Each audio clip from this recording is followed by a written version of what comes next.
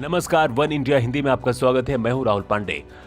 कानपुर और कन्नौज स्थित घरों से 185 करोड़ रुपए मिलने के बाद इत्र कारोबारी पीयूष जैन ने अभी तक किसी का नाम कबूला नहीं है। पूछताछ में इसने अफसरों से कहा कि ये पूरा पैसा इसी का है, जिसे पुश्तैनी सोना बेचकर इसने इकट्ठा किया था।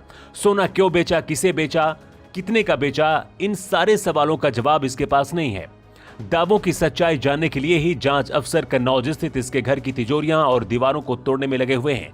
पीयूष ने डीजीजीआई अफसरों से पूछताछ के बाद भी कुछ भी अभी तक नहीं उगला है। हिंदुस्तान में छपी खबर के मुताबिक पीयूष ने अफसरों से कहा है कि ये सारा पैसा उसी का है, चाहे तो इनकम टैक्स विभाग अपना टैक्स काट ले और बाकी का पैसा उसे लौटा दे। इतना पैसा कहां से आया? जवाब में पीयूष जैन ने कहा है कि ये उसका पुश्तैनी सोना था जिसे उसने बेचा और इतना पैसा इकट्ठा किया। यह जवाब सुनते ही अफसरों की हंसी छूट गई। जांच टीम ने सोना बेचने का कारण पूछा तो इस बिजनेसमैन ने कहा कि इसे अपना बिजनेस बढ़ाना था, इसीलिए इसने अपना सोना बेचा और इतना पैसा इकट्ठा किया। अफसरों ने कहा कि पिछले 5 साल में एक भी फर्म नहीं खोली, बिजनेस नहीं बढ़ाया, कोई नया बिजनेस प्लान नहीं है, फिर सोना क्यों बेचा? इसके जवाब में पीयूष जैन खामोश रह गया।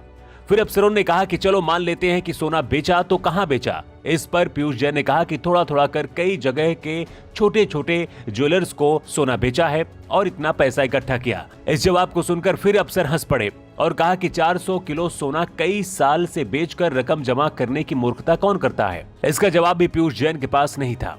इनकम टैक्स विभाग और जीएसटी इंटेलिजेंस महानिदेशालय की संयुक्त टीम द्वारा पीयूष जैन के कानपुर स्थित आवास पर छापेमारी की गई।